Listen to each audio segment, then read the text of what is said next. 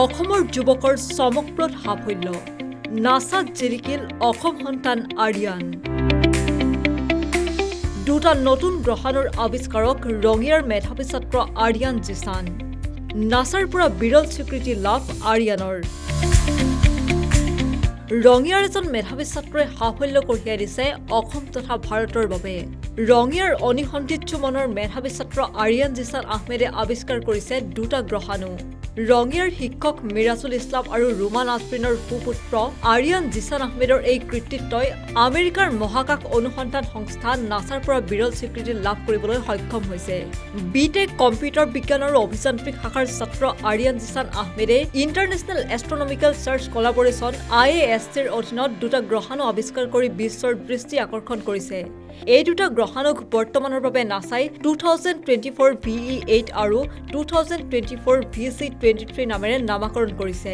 2024 চনৰ 25 অক্টোবৰৰ পৰা 19 নৱেম্বৰৰ ভিতৰত নাসাৰ সহযোগত অনুষ্ঠিত IASCৰ আনুষ্ঠানিক গৱেষণা অভিযানত অংশগ্ৰহণ কৰিছিল আৰিয়ান জিছান আহমেদে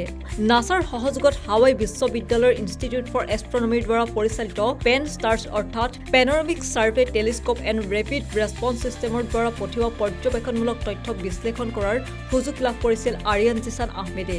IASCৰ অধীনত চলোৱা গ্ৰহাণু অনুসন্ধান আৰু গৱেষণাৰ বাবে নাসাৰ এই স্বীকৃতিয়ে আৰিয়ানৰ প্ৰচেষ্টাক অধিক গুৰুত্বপূৰ্ণ কৰি তুলিছে এই সফলতাই অসমৰ শিক্ষা আৰু বিজ্ঞান ক্ষেত্ৰত এক নতুন দিগন্তৰ দুৱাৰ মুকলি কৰিব মই যোৱা বছৰ একচুৱেলি 2024 চনত মই নাসা পাৰ্টনাৰত এটা ৰিচাৰ্চ প্ৰজেক্টত কাম কৰাৰ সুযোগ পাইছিলোঁ IASC যোনটো সংস্থা ইণ্টাৰনেশ্যনেল এষ্ট্ৰনমিকেল চাৰ্চ কলাবৰেচন তাৰ আণ্ডাৰত মই যোৱা বছৰ এটা ৰিচাৰ্চ হেৰিত কাম কৰিবলৈ সুযোগ পাইছিলোঁ যোনটোৰ চল উদ্দেশ্য হ'ল যে আমাৰ যোনটো সৌৰমণ্ডল আছে তাতে নতুন গ্ৰহাণু আৱিষ্কাৰ কৰি উলিওৱা যোৱা বছৰ মই এটা এমাহজোৰা কেম্পেইন এটাত মই পাৰ্ট লৈছিলোঁ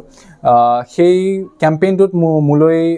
IASCৰ ফালৰ পৰা ডাটা ছেটছবোৰ পঠিওৱা হৈছিল যাৰ অধ্যয়ন কৰি মই দুটাকৈ নতুন গ্ৰহাণু আৱিষ্কাৰ কৰিবলৈ সক্ষম হৈছোঁ সেই দুটা নতুন গ্ৰহাণুৰ নাম বৰ্তমান নাসাই প্ৰভিজনেল ডেজিগনেশ্যন দিছে এটাৰ নাম হ'ল 2024 VE8 আৰু আনটোৰ নাম হ'ল 2024 VC23 এই দুটাৰ নাম বৰ্তমান নাসাই দিছে প্ৰভিজনেল ডেজিগনেশ্যন বাট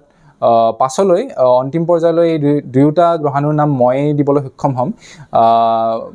এইটো বৰ্তমান নাসাই প্ৰভিজনেল ডিস্কভাৰী হিচাপে চাৰ্টিফাই কৰিছে ইয়াৰ পিছত নাসাই এই গ্ৰহাণুটোৰ বিষয়ে ইয়াৰ সূৰ্যৰ পৰা ই কিমান দূৰেৰে প্ৰদক্ষিণ কৰে ইয়াৰ গতিবেগ কিমান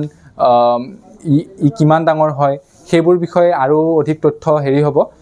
তাৰপিছত এইটো একচুৱেলি এটা বহুত দীঘল প্ৰচেছ হয় 5ৰ পৰা মানে 5ৰ পৰা 10 বছৰ জোৰা এটা প্ৰচেছ হয় তাৰ পিছত মই এই গ্ৰহাণু দুটা আকৌ মানে নতুনকৈ যোনটো ফাইনেল নাম আৰু সেইটো মই দিবলৈ সক্ষম হ'ম ৰঙিয়াৰ পৰা হেমেন কলিতাৰ সহযোগত বিশেষ প্ৰতিবেদন নিউজ ডেস্ক ৰিপৰ্ট